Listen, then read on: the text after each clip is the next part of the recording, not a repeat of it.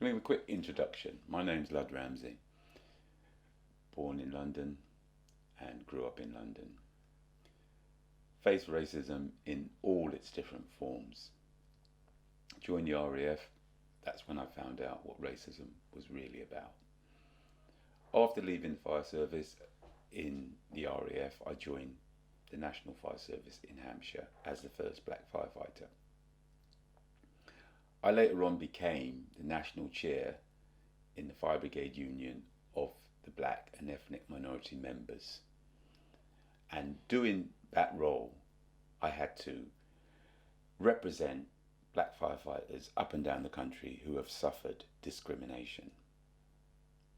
But today I'm here to talk about one brigade in particular, and that's Gloucester Fire and Rescue Service. First main case I had to deal with was in 2004 of Anna Spiney, a young individual who suffered racism on a horrific scale. It affected him so badly. Unfortunately, he took his life, and when he took his life, his brother contacted me and phoned me up, and he told me that he left me something. He left me a box. And in that box, all that his brother said, it's just got your name on it. And he said, Lud will know what to do with this box. Well, I dodged it, for a number of years. I retired from the fire service in 2014. And for a number of years, I had it in the back of my mind. I had to do something. And I dodged it. But then one day I had a dream. I saw him standing there looking at me and just shaking his head. And then I knew I had to do something. Woke up that morning, first call, phoned up Marcus. Marcus, I need that box. Myself and my friend Simon, we went down, we got the box, and here it is today. So that is symbolic of this journey we're about to take. So, one of the things which I, as a black individual, like is, I like the Stonewall Index. The Stonewall Index, that is the workplace, shows how good employers act to the LGBT community. That's been going for a number of years, and a number of people have won it. The last winners were Newcastle City Council. They have demonstrated that they are an inclusive workplace. People from the LGBT community can feel that they could go in that company and they would be able to have a good working relationship with their employers, and their employers could get the best out of it. But us, as a black community, we don't need to know that information, because if I'm lucky enough to work for Newcastle City Council, they would be able to respect me as a person, as an individual. They will be able to respect what I could bring to that company. We, as the black community, we need to know the bad employers so that we can avoid them like the plague. Gloucester Fire and Rescue Service, they are recruiting for firefighters. After you watch this video, if you're a black individual, you have to make some serious choices. You have to make some serious choices if you feel that you are strong enough to come into an organization like this. You will see some interviews and you will see the consequences of 2 firefighters who we have lost. My name is Simon Peter Green. I'm an ex-firefighter and FBU trade union rep who served in Hampshire for 23 years. In 2003 I was sacked for carrying out my duties as a trade union rep. I first became aware of the horrific racism in Gloucester in 2004 when Ivana Spiney reached out to Lud for some support. As a white man, I have seen the impact of racism and how it manifests in its many different forms. When I see racism, I challenge it. I've written a letter to the Chief Fire Officer of Gloucester Fire and Rescue Service. Dear Chief Fire Officer, I have recently read the HMI Inspector's report into the Gloucestershire Fire and Rescue Service. Amongst other matters, it states that 41% of your workforce feel that they have been bullied and are harassed, and 32% feel discriminated against. Frankly, this is beyond my comprehension.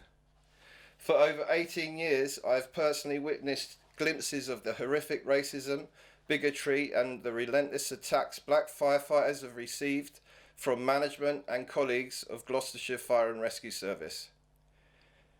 I have personally witnessed the indescribable pain, suffering and stress caused to the families of black firefighters as a result of this relentless abuse. So far, there have been 2 deaths, namely Ivana Spiney and John James.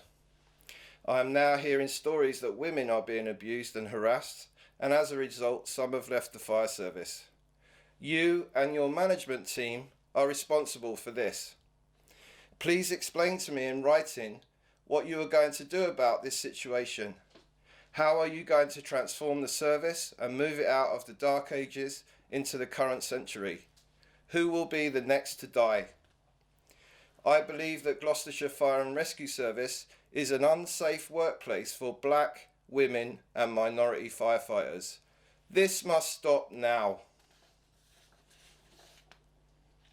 Ludd and I have made this film in memory of John James and Ivana Spiney. But we want it to inspire you to take some action.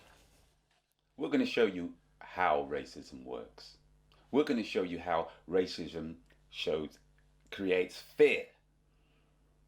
This video, we wanted to show some of the employees, the current employees who work for black employees who work for Gloucester Fire and Rescue Service serving today, but they were all too frightened to come and speak. But we contacted some of the retired black firefighters. These firefighters work for the service for a number of years, and all of them today are still affected by what that service did. We're also going to be talking to John James's family. They, unfortunately, have suffered the loss of their husband, brother, father and grandfather. They are living with that loss for the rest of their lives. You will be able to see how it has affected and broken that family. And that was done by Gloucester Fire and Rescue Service and their actions. So when you've watched the film, as a viewer, what action can you take? And this is so simple. We're asking for this. Please join our Facebook page by searching for the Bundle Box. Please send a letter to the Chief Fire Officer as the one I just read. Please contribute to our fighting fund, and this is to raise money for a legal team to take this on. And please share the information and the film and try to encourage others to stand up. This must stop. John was very much a what's right's right. He's not he was never one to shy away from telling anybody if he thought it was wrong. And there was a couple of incidents with a firefighter originally with bullying, and John spoke about it, and it was hard, but he said what was right was right. It was, as Sarah stressed already, John's philosophy was what's right is right and what's wrong is wrong. And all he ever said was what they were doing was wrong. I mean, when the situation came about with the lady at the watch and the comment that was made, me and John had a conversation the same day about it, and he was like, Tim, what would you do if it was you? And I says, John, you've got to look at it realistically. If that was your daughter working there and someone made a derogatory comment towards her, what would you want done? I said, so you've got to do the right thing by it. I said, because if it was my daughter, I know I'd be in there ripping off heads. I said, so do what you've got to do. And he says, all right then, and he went to see HR. John was made aware of an issue with a female firefighter. He spoke to HR off the record. HR told him that unless she came forward, they couldn't really do anything about it. John had a week's holiday, came back off holiday, and then they marched him into the office, made it blatantly clear that John was the person that had raised the concern, and interviewed him. But when he went to see HR, he was doing it on the understanding it was part of the whistleblowing. So you can't be highlighted, you can't be brought into the public light. It was just done. And that's when the bullying started. That's when it got really nasty, to the point people wouldn't sit with him at mess. People wouldn't talk to him. They ignored him. They singled him out. My dad was risking his life every single day going to work, and he was having to run into burning buildings, risking his life to save others with people that hated him for the colour of his skin. You cannot imagine the pain that my dad had to go through, putting his life on the line, not knowing the team you're in, the networks around you that they're not supporting you, and potentially could have cost him his life every single day. I couldn't imagine what that was like to feel for him. Couldn't to feel that, knowing that the last time he could walk in and they could potentially just walk out and leave him from the colour of his skin. I think it's disgusting, and I think they should not only be ashamed of themselves, but I think should be accountable for their actions. To the point where John took it to a tribunal because he felt he was being victimised for doing the right thing. But when I used to see him, the stress on his face, he'd constantly say, when I come to see him, he'd run upstairs, get papers and statements, and the stress that he was going through, it was painful. The different things that people had said, he couldn't understand. I think the biggest thing for my dad was he couldn't understand why people were lying. When he was trying to do the right thing, why people were lying against him, I think that was the hardest thing for him to understand. He didn't understand why he was being treated the way he was. I mean, it took a long time for us to get to tribunal, and he was ecstatic. But then he said to me at the end of the tribunal that this is when it would all begin. And I thought he meant there'd be a change. But I think what he actually meant was this is when it got really hard. And it got worse, it didn't get better. I think John assumed he would win the tribunal, what was right, and that he could go back to work. But it didn't work like that. They wouldn't have him back on the watch. He won his tribunal, but did he ever get an apology from anyone? No. And the people that he took to tribunal were demoted, but within 6 months they were re-promoted. So actually there was never any real consequence to the allegations that were made and were found to be true. Yeah, it just wasn't a good place for him to be in, to be honest. They were saying that every time I seen him, there was something different. It wasn't just the fact that he could deal with one issue and try and put it to bed. It was always just, there was something, he's on leave, he's been sacked, but then he hasn't been sacked. So then there's this with the tribunal, then there's his pension. There was always something in pulling him apart at any different time. So yeah, it was demanding on him, definitely demanding on him. John was told that he couldn't go back to the watch because some people wouldn't let it go and it was toxic. So then they wanted to basically retire him. But John had done 4 years of stress, and then we found out that John obviously had a brain tumour, and I believe that the stress from the tribunal and everything that had got on before that made a significant difference to John's health. John never drank, really. He didn't smoke, he didn't do drugs, he wouldn't even take a paracetamol if he got a headache.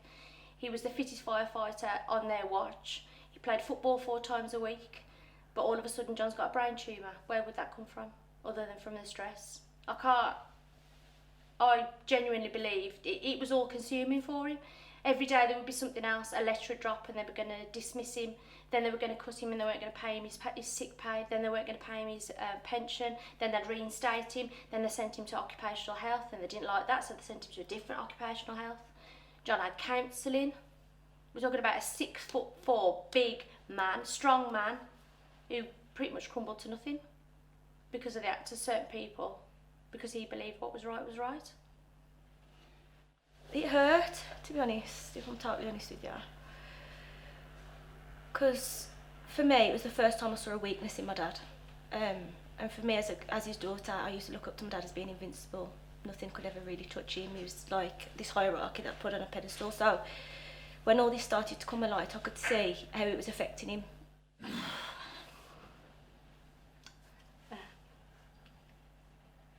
So,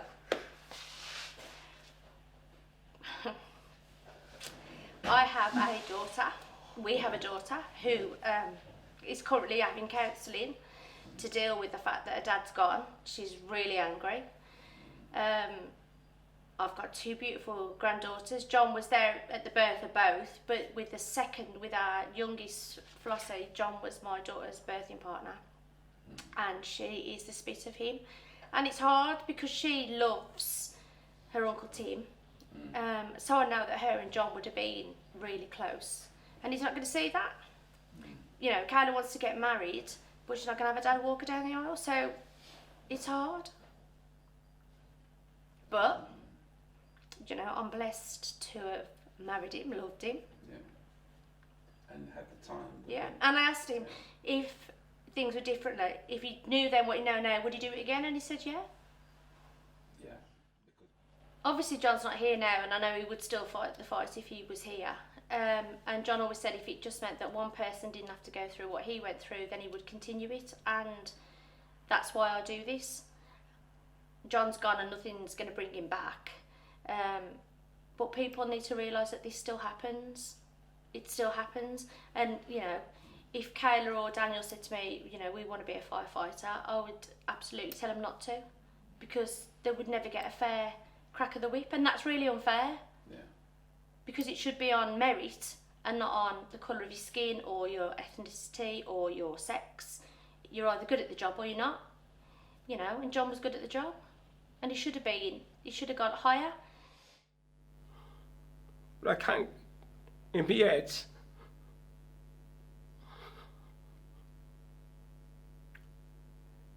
I just said, you know, and then no one can say nothing. It ain't going to change anything. But I just feel I didn't do enough.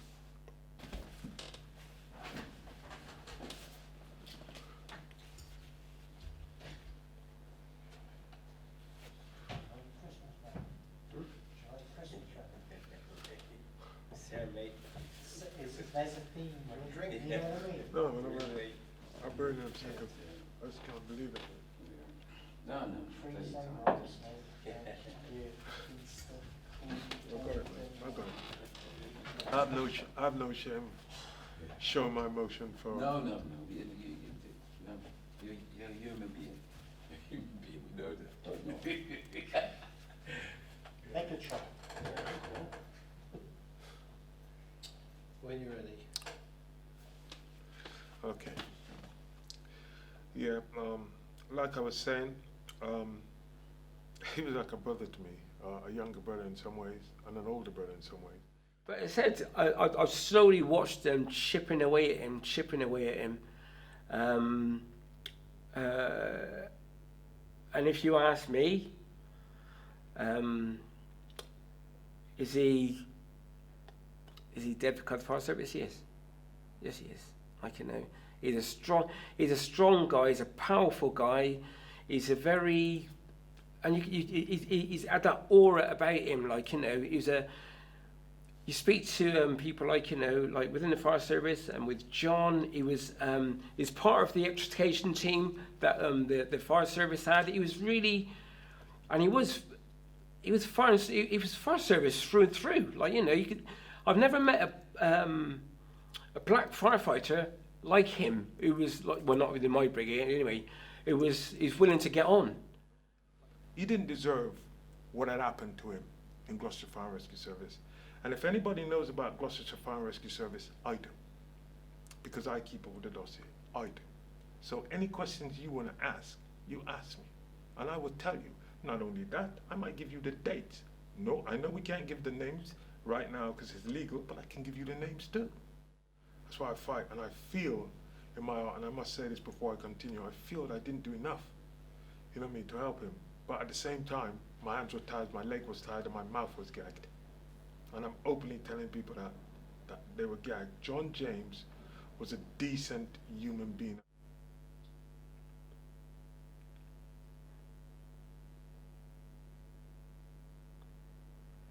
That's why I speak to his daughter.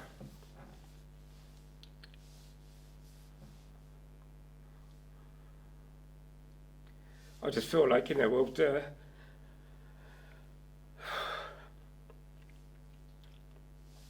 never done enough.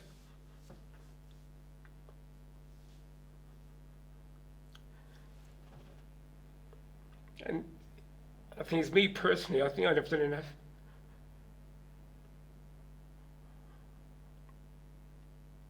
I tell you, like, killed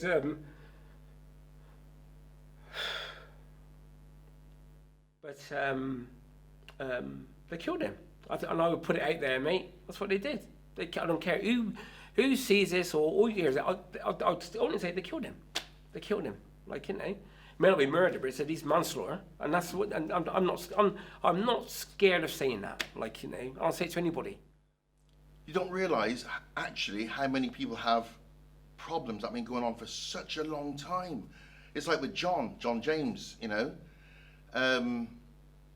I wonder why John was always so sort of like angry. When I actually spoke to him, I was blown away because I used to hear about John, and then they were sort of stressing him for this, that, and the other. I didn't know half the story until I actually took John to one side, and then the gravity of it sort of like came into light, you know. And so I said, John, I'll ring you tonight. Rang him. I used to ring John every day, sometimes twice a day when we were off and everything. Got very close to John. An amazing character, an amazing person, an amazing bloke. You know, and one of the most honest people I have ever met in my life, literally. This can't go on. I thought, this is impossible. How can this be so unfair where I live? And I suffered a lot of secondary stress, which I actually didn't realise from John's death and John's situation. I also went to occupational health with John, and what I saw there was, I can just shake my head. I'd been with John, spoken to him all this time, went to Occy Health, and John just collapsed. John was so messed up and broken because he couldn't understand why they wanted to lie against him for just doing the right thing. Most of it is fear for a lot of people, but they don't come forward. Even the girl that capitulated on the stand, who John went with his heart and soul because he trusted her, you know, enjoyed her company as a firefighter and a colleague and a friend. He went to save that girl from the repellent sort of words of the station, the watch manager, whoever he was. You know, and then it escalated. But she feared so much what was going to come her way because she sort of like sided with John. Had she sided with John the whole way, you know, she just thought it was a no-brainer for her to sort of like rebuff what John said and also capitulate, and it ultimately killed John. It literally did. That stress that John and I experienced was, well, if I could bottle it, you drink it as what John James went through, I think you'd mess yourself. Your head would fall off. And that's what killed him. Most definitely. And also Ivanos went through it, you know, he's also not here either. He never ever got over what experiences he went through at Gloucester either. And well, I think it's for a little place literally 2 minutes drive from my house when it was on Eastern Avenue in Gloucester, you know, I've lived here all my life. More than a lot of people actually joined the job that come from outside, and that was my little fire service in Gloucester. But I didn't know behind that facade how cancerous it was for black people. Yeah, the browbeating continues within the brigade, and obviously people go, well, I ain't got long to go, and so I understand that, but why should you even think like that? Because it also makes you think like that, because that is the institutional racism in there, the lack of leadership really, isn't it? You know, when it's like, the thing that always gets me still, I think, when John was told you can't come back into the fire service because it's toxic, well, hang on, you're the chief, you're the county council, you expel these people, you've got the cancer there, cut it out. No, you've got to go. What, for being honest? This is your own policy. This is their own policies and procedures. They're not prepared to actually action. The weakness from top, weakness is at the top, isn't it? The bottom, if you're good at the top, you'll be good at the bottom. I joined the fire service, and initially, and predominantly, the fire service was all white. It was a white, male-orientated service. If I go back to my early career, sort of late 80s, Warren Mann was a retained firefighter within Painswick and was subject to harassment, a racial intensity, and was bullied out of the service effectively. When I spoke to Warren Mann, Warren was telling me the issues that he was having, and he said to me, what do I do? I convinced him to sort of take him on. What I said to him was, if you run away now, you're running for the rest of your life. Yeah, and then the rest is history. Like, you know, the guys that were at Painswick Station, as it was, they gave me a hard time. You find that the reason for that was just typical of a sort of retained village then, whereas you had retained firefighters was one run the pub, one run the chemist, one run the local garage. They're all like Trumpton, that sort of thing. And they gave him a hard time, whereas you're running him out of the village. Leroy Philpotts, he left the RAF and joined the fire service, known him personally for a very long time, and he was subject to occasional incidents of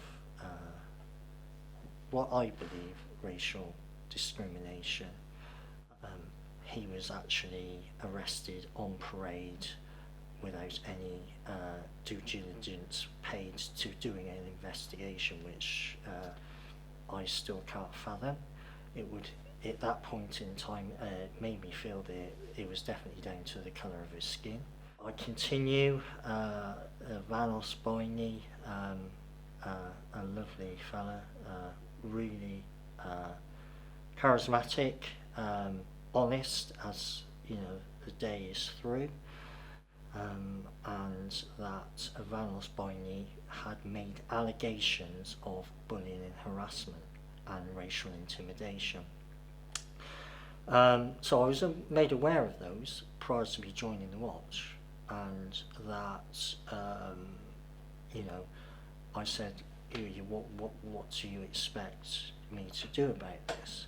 And they said, well, Vanos has made these allegations, and I had to either, it was indicated I had to validate or, you know, dissuade those allegations.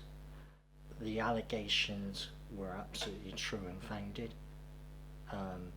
I identified one of the perpetrators to management. He was subsequently moved to a different station, but that was the limit of the sanction. And the other perpetrators on the watch, it just pushed it underground. When it came to Vanos, Duncan caught a firefighter, bang to rights, this guy was. Got it into the, took it into the front office, because Duncan rang me. And he said, well, there goes, well, I know what you got to do, mate. Like, you know, get into the front office. Get to the front office. What did they do? Their answer, move this guy. Move it, like, you know, he should have been undrawn and quartered. It seemed that once you'd found something and proved something, that the management were incapable of dealing with it. Following Vanos, Nathan Lewis had a sexual harassment allegation made against him, which was unfounded. An officer came to me and he went, you better let it go or you'll lose your job and your pension. That's when I stopped and thought, hang on a minute, are you telling me that literally I am right about something and now you don't want me to pursue it? put in for your ADC, carry on with your good firefighter. But I wouldn't let it go. So, when I think about it, it must be crazy. I thought to myself, this is absolutely bizarre. I suggest you forget about it and don't go around talking about it. Letters right there if you want to see it. Well, we got to cover the name of this person because it's illegal, but there you go. And I've got 100 more of documents of these that they actually sent to me and think I haven't got. Why I'm saying that is because in 2006, when all this happened, in 2007, a watch manager who's, I'll keep his name, I don't have to keep his name off. His name is Duncan Syme. I rang him and told him what was going on, and he just spoke up for me and started to help me in many ways. He got me out of Stroud, really. Got me out of Stroud, got me onto Station 5, where I was still suffering, but I was a lot better than I was before. So in other words, he was looking after my well-being and my interests, which, if it weren't for him, really, to be honest, I wouldn't have been here. And if it weren't for him, I don't think John would have survived that long. And I must say this, I know I'm cutting back a bit, but I will say this. The way they treat him, and by the way, this is a Caucasian Englishman, born here. The way they treat him, because he had the decency to have equality, diversity, dignity, this is what this man had. He saw wrong and he said, no, we can't do that, let's do this. The way they treat him, not giving him his promotion, not doing that, shows you that if you go against those people with anything that's right, this is how they come out with it, right? Now back to this thing. This is what they've done, right? This is how they work. If you don't follow their code, you're getting nothing. And they're gonna make sure that you are dealt with in a way that you're never coming back. And it seemed that management were quite prepared to hush it up, brush it under the carpet as though nothing happened. And that seemed to be the flavour of trying to deal with these difficult issues. Management would not deal with them, would not wrestle the nettle, would not have the sensitivity or the emotional intellect to even deal with it. At various times, Nathan, certainly Avanos, and other black firefighters would confide in me because they appreciated that I did have a understanding and empathise with their cultural differences compared to a white Caucasian and the old boys sort of club that existed. And sadly, probably my biggest regret is John James. And sadly, you know, he came to me with the allegation that he had witnessed the event where a female firefighter was degraded to or alluded to perform some acts before being allowed into the common room, and he asked my advice, and I said to John at the time, I said, you're caught between a rock and a hard place, knowing the facts of seeing what had happened previously with these sometimes would seem difficult situations, but I don't see them as difficult. I see that as a conversation and you know, a level playing field where people are judged equally and properly on the evidence that's been levelled. That doesn't seem to take place, and I said to JJ that I advised him to speak to HR within Gloucester County Council to seek their advice and to probably do this off the record, in that way hopefully protecting his identity, circumstances.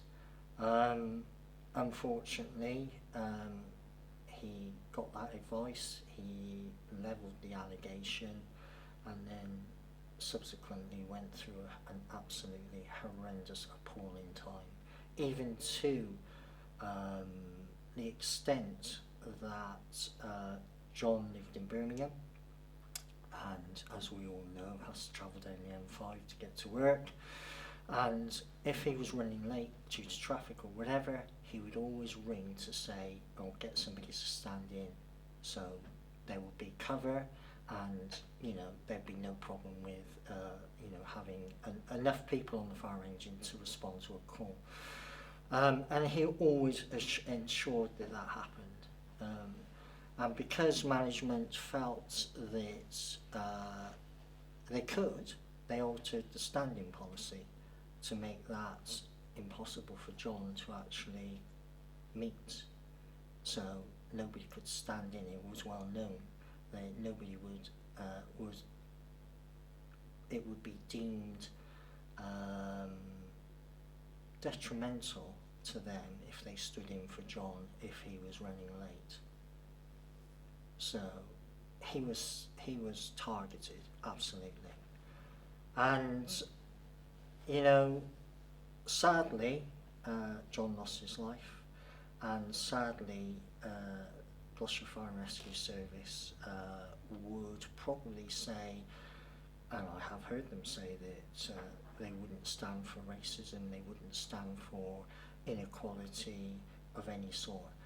But, I sit here today and say, I believe Gloucestershire Fire and Rescue Service is institutionally racist and has been since I joined, and that's 30 years. But I do think that there is very much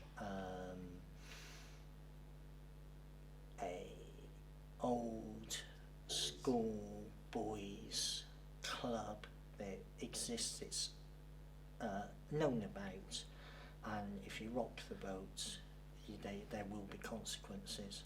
And yes, I believe that I've suffered those consequences for standing up for the rights of individuals that are different to me. Because if you had transferred to another brigade, what rank do you believe you could get to in the Fire and Rescue Service? Yeah, but how do you think it's affected yourself? I think had I chose to move on into a different organisation, given the fact that I won the Silver Axe, again with outstanding record, I would assume that I would at least have got to area manager, possibly deputy. I could have probably gone all the way. John, he tried to follow their policies and regulations. Nobody else, they writ it. If you see something and someone come to you, you have to duty bound to report it, right? He didn't report it in that way because he think that it would be embarrassing or troublesome. He did it confidentially. So by law, they should handle that confidentially. No, they closed the station, his name up on the thing first, right? Another thing, it's just, oh God, they pressurize the black people in there, and I'm not saying that they don't pressurize Caucasian and anybody else. What I'm trying to tell you is us as what we're in there. They pressurize them individually so they don't come together. Because if they come together, they would stand as a unit. They pressurize them individually so that they have to concentrate on their families and thinking, but if I do this, it'll affect my family. As if it affects them, right, and not their family, they'd probably stand up, but it affects their family.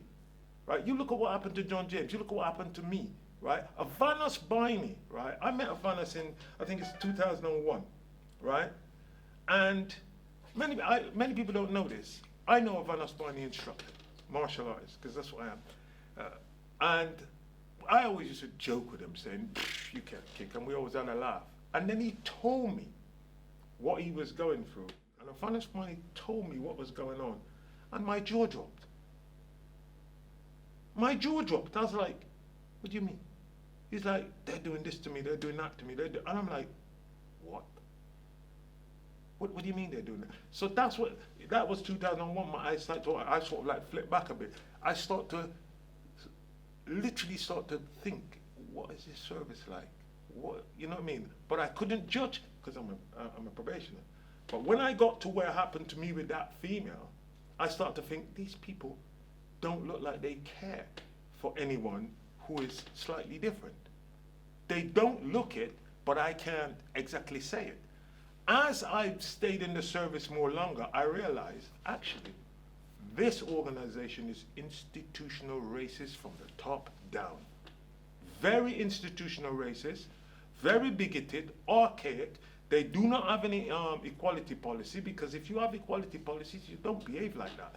You don't have regulations, you don't have trained officers to deal with that. You have officers that you promote, but they never went to any courses or any educational outside to be able to bring insights to make that work. That's when I start to realize the longer I was in the service. By the time 2012 came, I realized that these people are actually not very skilled in understanding and dealing with people of a different ethnicity. When I left the Forest Service, it just exploded. I don't know what happened. I was just hearing, I was at home and I was just hearing things things all the time going on. Even to the point where I think they had, the time I'd left, 9, 10, only 10 black firefighters, right? And all of them, every one of them had noticed to file. And you think to yourself, like, because I spoke to Duncan at the time, like, you know, and Duncan could, Leo, no. And I went, but someone needs to do something. I goes, what about the Fairness and Work Committee? It's gone. What's gone? Just after I left, disbanded that. Like, you know, and then what you had then was the equalities was people that they wanted. You had no union representation actually on there, so it didn't go anywhere. This has been going on since 1990. So let me break it down for you. The first firefighter, black firefighter, joined in 1990, okay? He was drawn off the parade, right? And accused of taking money from a social club, only to find that the decimal point was put in the wrong place. Now this is a black firefighter, the very first. The second was Warren Mann, Painswick, right? The racism that went on in there, dragging him out of the street, you know, taking his family to whatever, right? The union came in, they take that to tribunal. The next one was Avanas Biney. Okay? Your firefighters put in itching powder in his kit, N-word, and writing NIGG in his kit, itching powder in his bed, shaking him around in a platform ladder up there, right? This is the third one. Right. The fourth one was actually Errol, which was sitting in this seat earlier on. They accused him of stealing diesel from a flatbed lorry. No, he got permission to do that, and he put his own money in it. I knew that because I saw him driving down. When he parked up at that lorry and they came, the lorry's full of diesel. Where'd you get diesel from? Here's a receipt. There's no apologies for none of this. There's none. The next one is a firefighter who's still serving, right? Not a firefighter, but I'm not going to say, I'll just call him A, still serving. He's on watch. An officer who's retired now with his full pension had to go at him in racial terms, to the fact that that guy got up and was going to smack him. But I can't mention the A name of that person, right? That is the next incident. After that was me. These are all black firefighters, right? You give note to files to 100% of the black firefighters in Gloucestershire Fire and Rescue Services.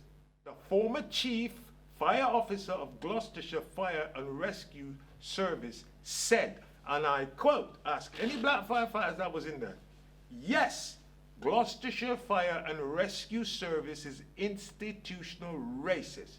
And for a black firefighter to sit in the front seat of a Gloucestershire Fire and Rescue appliance is like throwing stones at a glass ceiling. this isn't, you know, we have a fire authority, and it don't seem like any of this get towards them, because it looks like one set of race of people are treated in a way that is just totally and utterly unfair. Look, remember, this is the 20s, you know, 20th century. This ain't 1625, and it shows AK 1962. Gloucestershire had 3 tribunals. The tribunal are always to do with ethnic minority. 100% note to files on black people. Now, if that's not racial discrimination going on there, go and look. Oh, I will say this on the record. The FBU, you got a problem, and I will be asking a few questions after this to them. You've been a world kickboxing champion, and you can't even get to the first level of promotion in the Fire and Rescue Service. Tell us why you think that is. If you could be a world champion and you can't even get to the first rank. Of all my battles that I've had some tough battles in kickboxing. This is the worst battle I've ever had in the fire service, dealing with something mentally. Look, we all know how tough it is to get promotion, but not when you have people who are being sort of like helped and those who haven't been helped. I find it very tough to believe that black firefighters all cannot be promoted. I find it so tough. And the reason why I didn't get promotion is because I didn't side with what they were doing. I wouldn't remain silent. I wouldn't actually just take what they said. I wouldn't go along with what they say. And anyone in that service who went along with what they wanted, you get promoted. If you didn't go along with what they wanted, you don't get promotion. They're leaving because Gloucestershire Fire and Rescue Service, on the record, for a Caucasian, it's a career. For a black person, it's a job. It means you go there and you just got a job. Those black people in there definitely are feeling threatened. They're feeling threatened because, one, your pension, your job, mainly family. And that's why it's about your family. They have physically found a template of putting in, if you don't do this, you lose your job and your pension.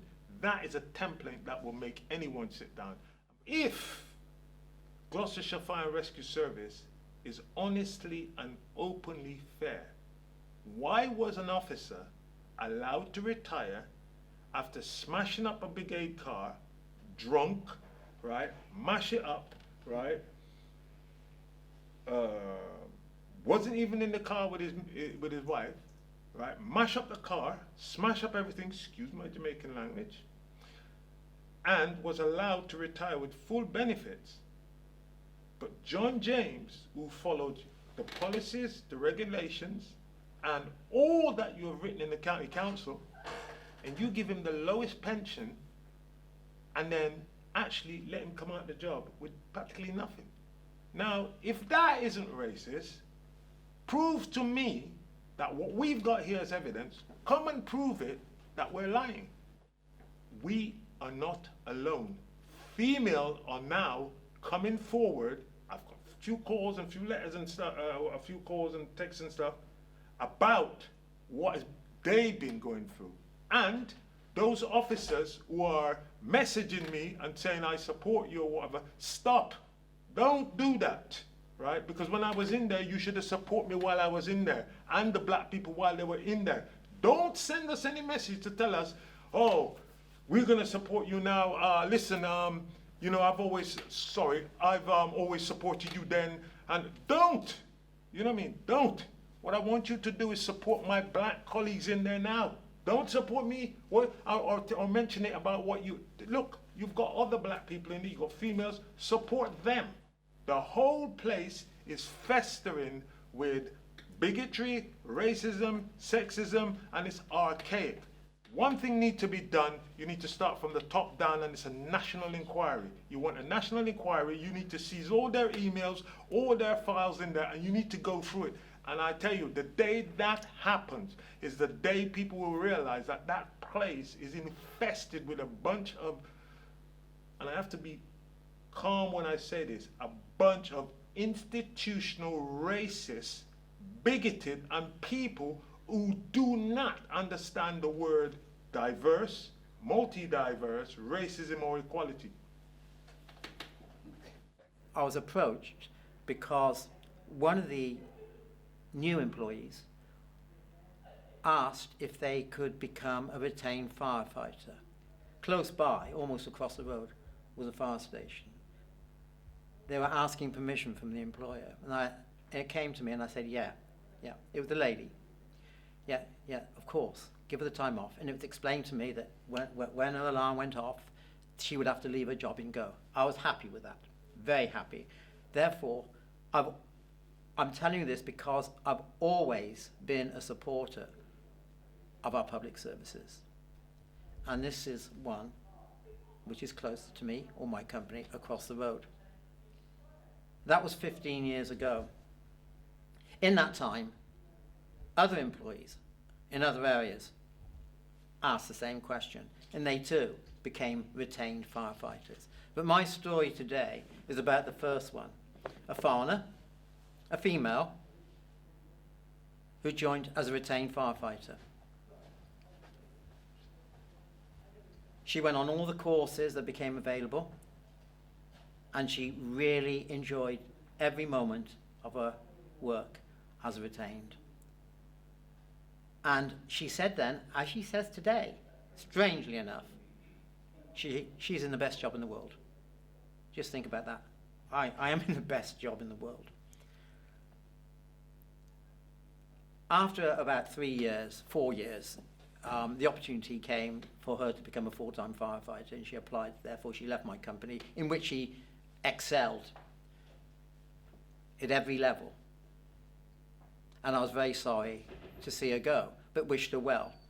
And I took it upon myself to follow her career very closely and offer support wherever I could. And she went on to do great things, many great things. She joined the International Firefighter Games, where they have a competition for the world's toughest female firefighter. Every 2 years, she entered. Every 2 years, she won gold. And I'm very proud of that. In other words, she's got true grit to be able to do that. The reason I say she has true grit, she was, during all her time within the fire service, discouraged. Discouraged. It's almost unbelievable. I'm a leader in my companies, and I can see a company, the fire service, discouraging the talents of one of their employees. I find that absolutely incredible. I started to look a bit closer. I looked deeper, and it was worse than that. There was resentment that she was not just a good firefighter, but she was excelling in other areas. And there's one firefighter in the UK, a leader in one other area, I can't remember which, who said, Suzanne, in many ways, is the face of the fire service. She's remarkable. But still, I kept hearing these stories of harassment, bullying, sexism, misogynism, you name it. Not only that, I was picking up other areas of racism against employees of a different skin colour. And the more I looked, the worse it got. But there's one thread running through the whole thing, and that is not poor management, not poor leadership, but no leadership. No leadership in a public organisation as large as the fire service. Appalling leadership. Leadership that actually doesn't encourage their employees to put their hand up when there's a problem and say, there's something wrong here. Because if that person did that, the atmosphere that they've encouraged within their business is that you put your head above the parapet, you're going to get it chopped off. Or, even worse, you're weak, we're going to pick on you because you're the easiest target. So every little nook and cranny of the Gloucestershire Fire and Rescue Service I looked at, I was horrified.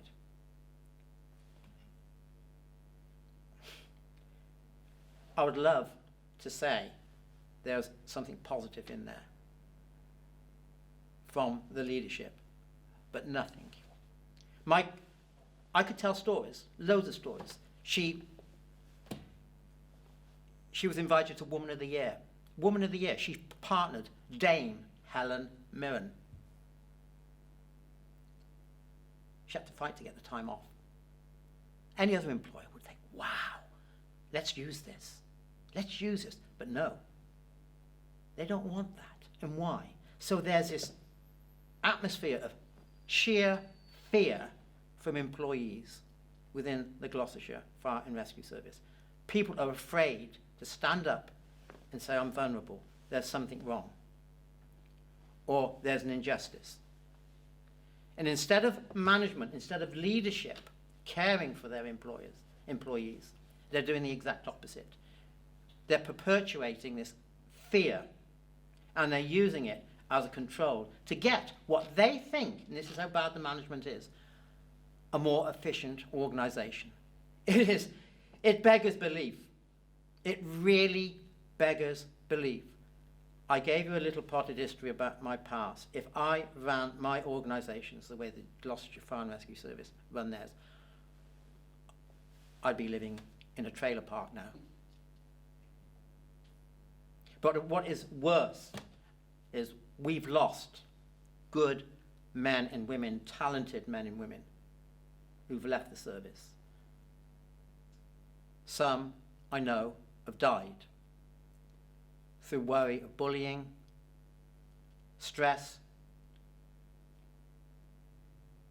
It would bring tears to my eyes if I went into just one individual case.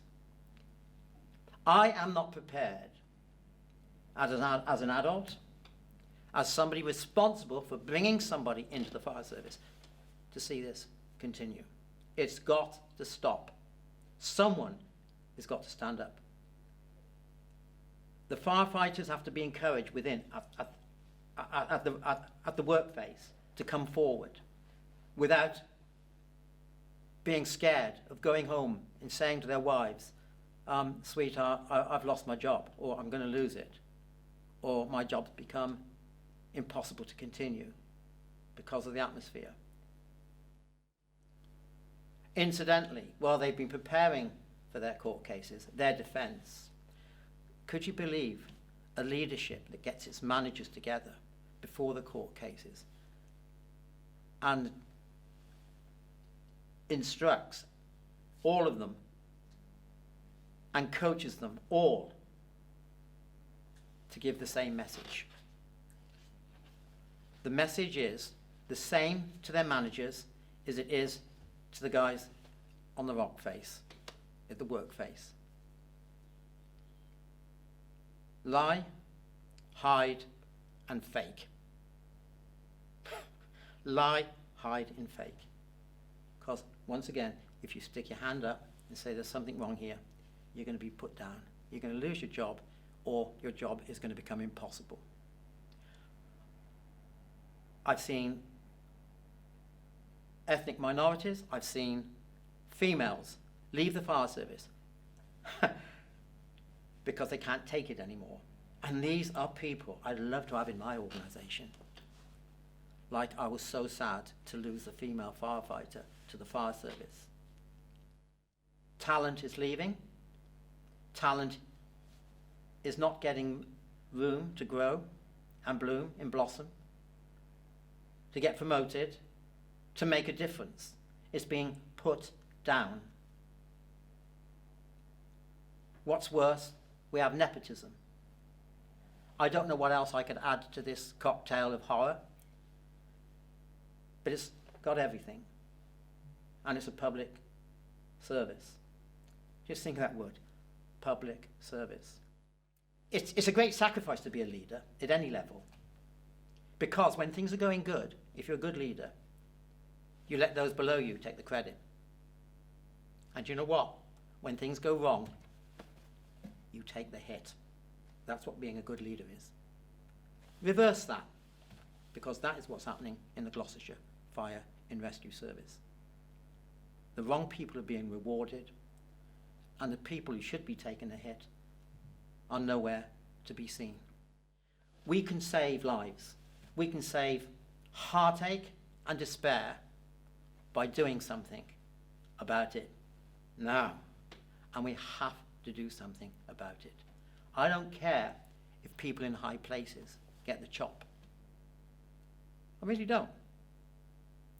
Our duty are to, let's call them the nurses, the basic firefighter, the new people who are coming in. If we want more women, if we want more ethnic minorities in the fire service, we don't do it by ticking the boxes. Oh, we've got 5 now, or we've got 17% or 15% or 3%.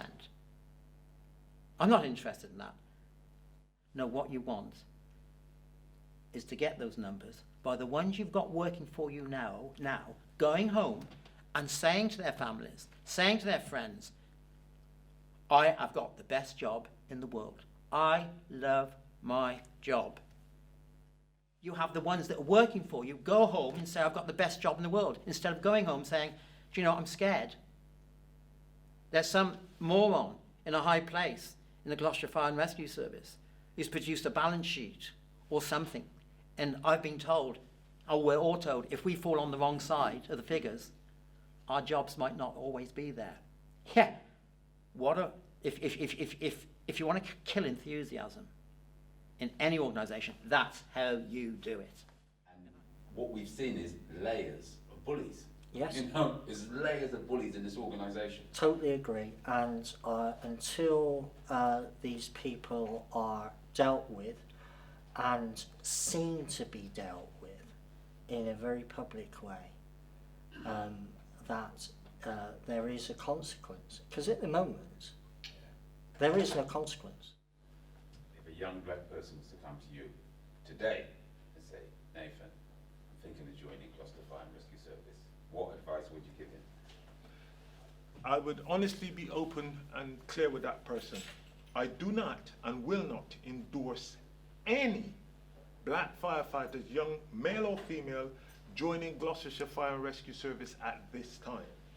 No, I would say to him, look, do yourself a favour, go and look. And I'd point him, I'd look at other organisations, West Mids, London. Hell no. Hell no. No, not until there's equality down there. Racial equality at least, not until. I've had my own son, like my youngest son, he came in and he said, Dad, what, John? I said, no. I said, no. We're not ready for you yet, mate. Them Gloucester and Fire Service are not ready for you. And it's funny enough, a week ago, my daughter, my youngest daughter, her partner, son-in-law, she said that he's thinking about joining the fire service because they're recruiting. And I said, and she said, oh, what do you think? Like I said, he'll be all right, he's white.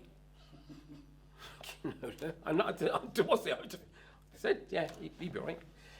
He's white. But knowing Rory as I do, like, I don't think he would, because he wouldn't tolerate it, if you know what I mean. He wouldn't tolerate it. Off my dad's experience, no, not a chance. Not a prayer. I'm not saying that that's the case across the whole of the nation, no. I don't know, I haven't had the experience of it. But just purely what my dad went through, not a chance. Stop. And if any black person, if somebody else's dad was going to go in, I'd say no. But then again, I did think maybe I should join the service and I should go into Gloucester. And I will be that top chief that my dad wanted to be, just to turn heads. I've had my career and I've seen all this play out, and it causes me nothing but consternation to think that these people, two of them we've talked about, John James and Avanos, God bless their souls, are not here. And that is, I believe, a direct result of their treatment within Gloucester Fire and Rescue Service, what they were subject to and how it affected their mental health and their futures. Somebody has got to be made responsible. Somebody. I think by virtue of what we're doing today, shining a light on what's going on. We can actually show the world that this isn't just people having a beef about certain incidents. I'm here to say, look, I've seen it, and I'll go through those cases with anybody and say, well, you tell me that I'm wrong. Yeah, I just think that people at that fire service, they just really, really need to be held accountable for it. Yeah. You know, someone's really got to be held accountable for it. Not just one, every single person that was involved at the time with what went on with John. None of them should have had their jobs. Yeah. But I bet a lot of them have been retired on their decent pensions, and John's pension was cut. Yeah. You know, they did everything they could to bring him down, and he was the only one that was standing for what was right. It's not just happened, it's been through successive chiefs. It's 30 years of my life and I've witnessed it. And sadly, I tried and I failed. But I hope this is going to shine a light on a very dark place, illuminate it so people can actually see what's going on. Nothing we can say or do will bring John back, you know. Losing John's been one of the greatest losses in my life, in my nieces and my nephews.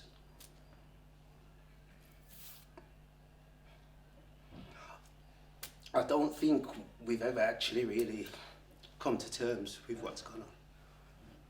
If it wasn't for, I do believe if it wasn't for the fire service, we'd still have John here now. Yeah. Do you know what I mean? For all they've put him through, I still believe we would have him here now. But we've got to get up every single day now, face every single day for the rest of our lives without John. And these people are out there going on with their normal lives as if nothing's happened. Yeah, I just want to say to the people that did it, I want you to be held accountable.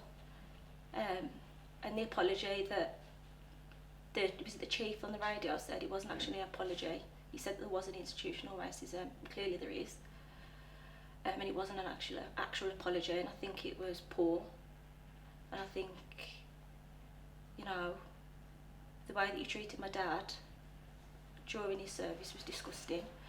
And I want answers, you know. I want you to explain why my dad isn't there no more. I want you to explain to his grandkids why he isn't here anymore. And I do hold you accountable for it, and I do believe that it was your fault.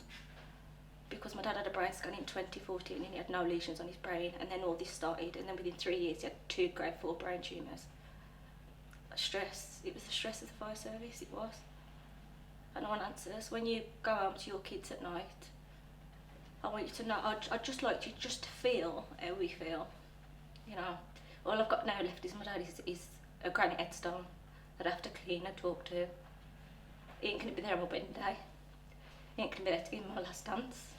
He ain't gonna be there for the kids on their 2nd birthday next week, you know. I want answers. I want you held accountable for it.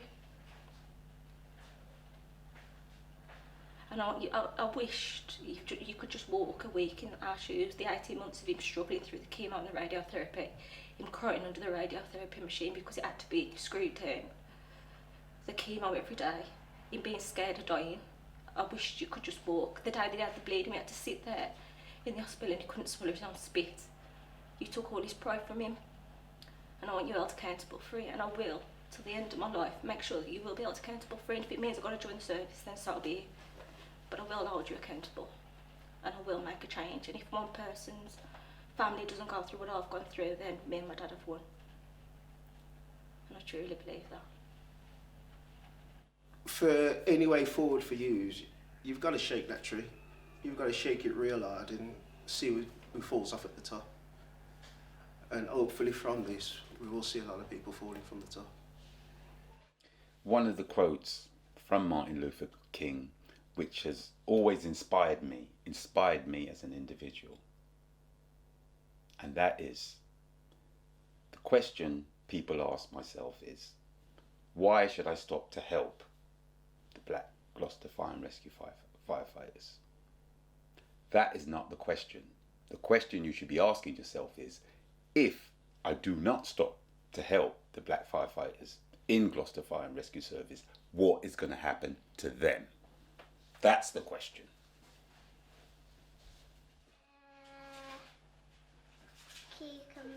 Cucumber. Oh, that's nice.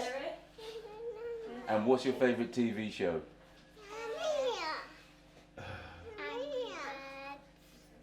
Angry Birds. Angry Birds. Yes. And what else? Do you go to school? What school do you go to? A new one. And is it nice? Okay, good. And how old are you? 5. That's big. How old is your sister? 1. 1. My sister likes Peppa Pig. You like Peppa Pig? Peppa Pig, that's good.